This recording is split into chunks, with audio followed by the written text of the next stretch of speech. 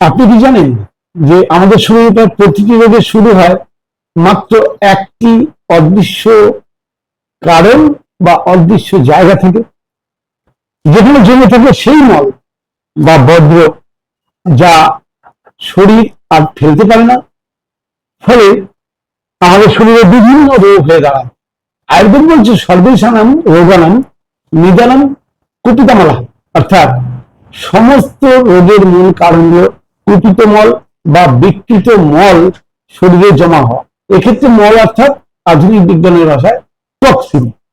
আজ আমরা আলোচনা করব মল কি, কেন জমে, তার লক্ষণ কি কি, আর প্রতিকার কিভাবে আমরা করতে পারি। তো চলুন আলোচনাটা শুরু করা যাক। আজকের আলোচনাটা যারা সুস্থ থাকার আসল রহস্য কোথায় আছে সেটা জানতে চান, তাদের জন্য কিন্তু খুব কাজের ভিডিও। পুরো ভিডিওটার সঙ্গে থাকাটা খুব জরুরি। চরক সংহিতা অনুযায়ী আমাদের শরীর কিন্তু তিনটি স্তম্ভের উপর দাঁড়িয়ে আছে।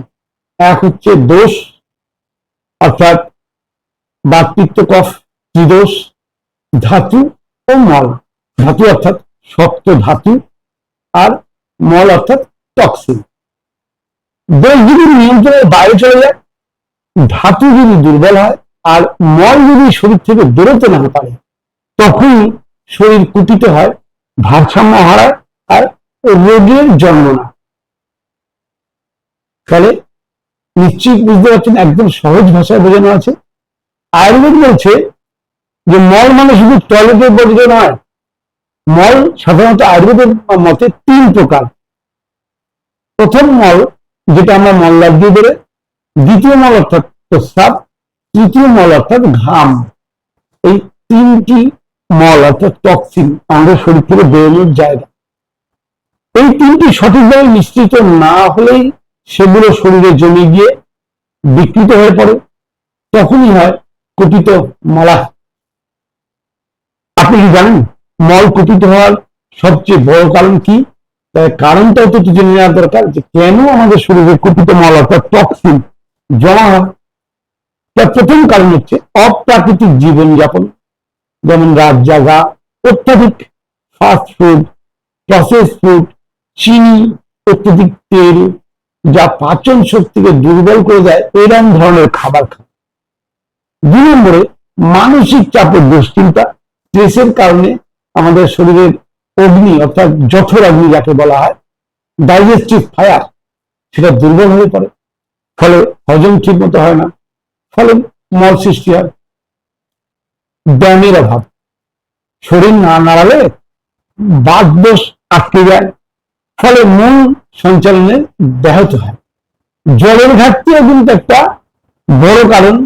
শরীরে নিয়মিত যদি আমরা জল না খাই, অনিয়মিত আহার করি, যখন শরীর পর্যাপ্ত জল পায় না, তখন বজ্র ঠিক মতো শরীর থেকে বেরোতে পারে না, ফলে শরীরে জমে যায়। কুপিত মল জলের জমার লক্ষণ কি কি, আমরা কি করে বুঝবো আমাদের শরীরে কুপিত মল অর্থাৎ টক্সিন জমা হয়েছে? শরীর কিন্তু আমাদের ইঙ্গিত দেয়। যখন মল জমতে শুরু করে, আমরা সেই ইঙ্গিত গুলোকে চিনতে পারি না বলে আস্তে আস্তে যখন শরীর মারাত্মক জায়গায় পৌঁছে যায়, তখন আমরা চিন্তায় পড়ে যাই আমার বড় রোগ হয়েছে।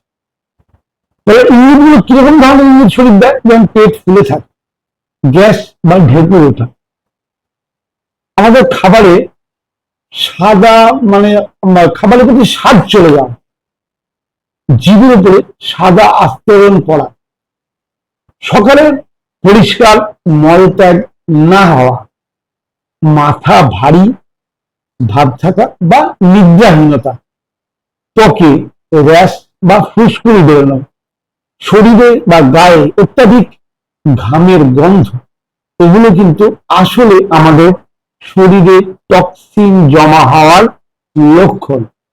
আমরা অনেকাংশেই এগুলো সাময়িক ধামাচাপা দেওয়ার জন্য বিভিন্ন রকম মেডিসিন, বিভিন্ন রকম লোশন, বিভিন্ন রকম ডিও জাতীয় জিনিস আমরা ব্যবহার করে চাপা দিই, যার ফলেই তো একসময় এই টক্সিন আমাদের বড় বিপদে ফেলে যায়। আয়ুর্বেদিক বিশ্লেষণ যদি আমরা করি আয়ুর্বেদিকের মতে, তাহলে আয়ুর্বেদ বলছে যখন মল শরীরে জমে থাকে তখন দোষ, অর্থাৎ বিশেষ করে বাত আর পিত্ত কুটিত হয়ে যায়। এরা ধীরে ধীরে ধাতুকে ক্ষয় করতে শুরু করে। ফলে কি হয়? কোলেস্টেরল বাড়ে, লিভার টক্সিসিটি বাড়ে, ত্বকের রোগের সমস্যা বাড়ে, অটো ইমিউন টাইপের সমস্যাও বাড়ে। তাহলে নিশ্চয়ই বুঝতে পারছেন। এবার আমি বলবো নিবারণ ও প্রতিকার, যেগুলো আমরা কিন্তু খুব সহজেই করতে পারি। মাঝে মাঝে যদি আমরা শরীরকে ধুয়ে পুছে সাফ করতে পারি, তাহলে আমরা কিন্তু বহু রোগের হাত থেকে নিজেদেরকে মুক্ত রাখতে পারি। যেটা আয়ুর্বেদে বারবার বলে দেওয়া হয়েছিল যে শরীরকে ডিটক্সিফিকেশন করা বা শুদ্ধিকরণ করা, যেটা নিয়ে আমরা আজকালকার সমাজ ব্যবস্থায় ভাবি না। আমরা শুধু ভাবি কি খাবো, রোগ হলেও কি খাবো, দুর্বল হলেও কি খাবো, কিন্তু খাবারটা হজম হচ্ছে কি না, গ্যাস অম্বল হচ্ছে কি না, সেটা আমরা চিন্তা করি না। গ্যাসের ওষুধ খাচ্ছি, আমরা মনে করি ভালো আছি। সত্যি কি ভালো আছি? সত্যি কি আমাদের ডাইজেশন ঠিক মতো হচ্ছে? আর ডাইজেশন ঠিক মতো না হলে কি হবে? শরীর তার প্রয়োজনীয় র মেটেরিয়াল যা দিয়ে এই শরীর চলে সেটা পাবে না। ফলে কি হবে? হাজার রকম রোগের সমস্যা। তাহলে নিবারণ আর প্রতিকারটা আমরা একটু জেনে নিই, তাহলে কিন্তু আমার মনে হয় আমরা নিজেদের সমস্যাকে নিজেরাই খুব সহজে মুক্ত করতে পারি। এখন তো এই যে প্রকৃত মল কিভাবে দূর করা যায়? প্রাতঃকালে উষ্ণ জল পেট ভরে, তাতে যদি একটু পাতি লেবু, একটুখানি আদার রস বা একটুখানি মধু মিশিয়ে যদি খাই, তাহলে পিত্ত এবং কফ দুটোই কিন্তু ব্যালেন্স থাকে। কিন্তু আমরা সকালবেলা ঘুম থেকে জল খাওয়া, আমাদের জল আর খাবার নাকি, ঘুম থেকে উঠে আগে চা, অ্যাসিডিক ফুড, শরীরের সর্বনাশটা ওখান থেকেই শুরু হলো। দ্বিতীয়ত, প্রতিদিন রাতে শোয়ার সময় যদি আমরা 1 চা চামচ ত্রিফলা চূর্ণ, অবশ্যই 1:2:3 ফর্মুলা রেশিওতে মিশিয়ে, শুধু গরম জলে মিশিয়ে সামান্য একটু গুড় বা মধু দিয়ে সহযোগে যদি খাই, তাহলে কিন্তু আমাদের পিত্ত এবং কফ দোষ সুষম থাকে। অভ্যঙ্গ অর্থাৎ তেল মালিশ, ত্বকের ঘাম ও মল নির্গমন প্রক্রিয়াকে সক্রিয় করে তেল মালিশ, যেটা আগেকার দিনে স্নানের আগে অন্তত 10-15 মিনিট গোটা শরীরে তেল মালিশের একটা ব্যাপার প্রথাগতভাবে ছিলই। কিন্তু আমরা তো এখন এগুলো সময় বুঝি না। আমরা বরং গায়ে একটু লোশন লাগিয়ে নিলাম, ক্রিম ডাল লাগিয়ে নিলাম, লোশন ডিও লাগিয়ে নিলাম, গায়ের গন্ধ চলে গেল। মালিশ করার আমাদের সময় নেই। মালিশ করলে ত্বকের উপরে ব্লাড সার্কুলেশন বাড়ে এবং ত্বকের যে ছোট ছোট ছিদ্রগুলো আছে সেগুলো খুলে যায়, আমাদের টক্সিন নির্গমনে সুবিধা হয়। শ্বসন বা প্রাণায়াম কোষ্ঠের ভিতরে আটকে থাকা বায়ু বের করতে সাহায্য করে। আমাদের প্রাণায়ামের বিভিন্ন পদ্ধতি বা ডিপ ব্রিদিং, শ্বাস আমরা নিই ঠিক কথা, কিন্তু প্রাণায়াম করা তো বুড়োরা করবে। কিন্তু আমরা সুযোগ পেলে যদি শরীরের যত্ন না করি, অল্প বয়সে বুড়ো হয়ে যাব, এবং বুড়ো হলেই করতে হবে। এটা তো বর্তমান সমাজ ব্যবস্থার নিয়ম। শরীরকে ডিটক্স করার আর একটা ভালো পদ্ধতি, সেটা হচ্ছে হালকা আহার ও সঠিক বিশ্রাম। যত কম শরীরে ভার দেবেন তত বেশি প্রবাহ পাবেন। আপনি গাদা খানিক খাবেন, শরীরকে সেই খাবার প্রচন্ড পরিশ্রম করে শরীরকে বের করতে হবে।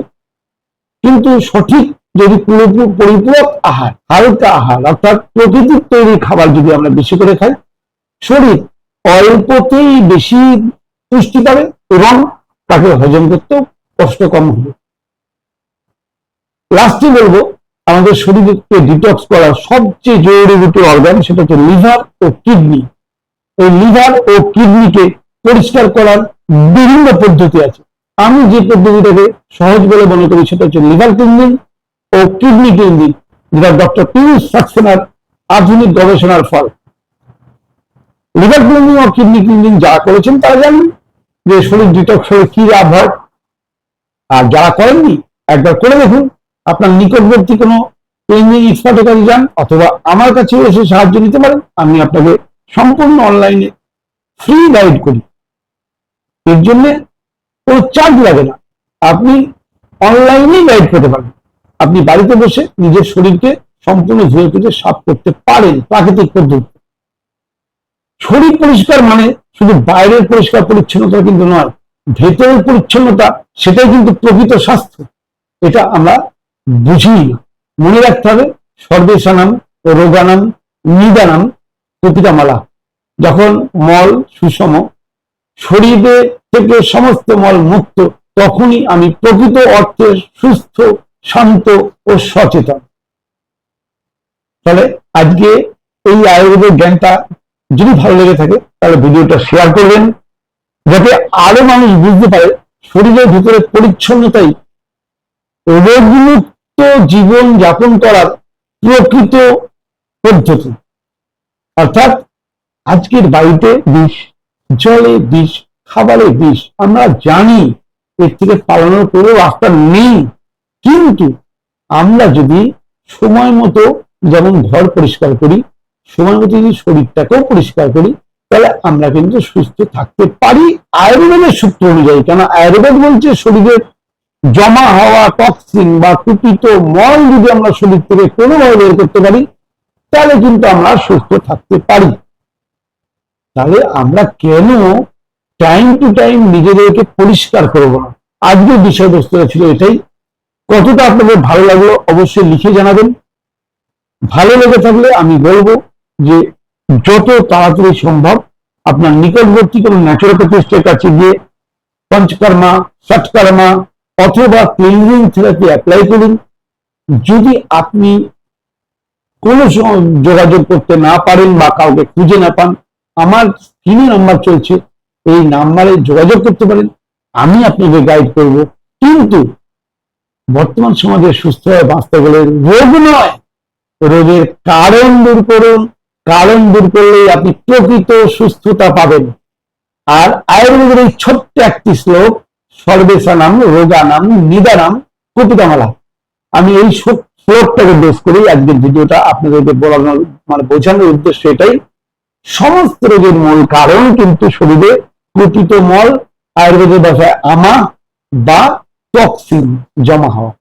টক্সিন বের করে দিন, সুস্থ থাকুন। নমস্কার।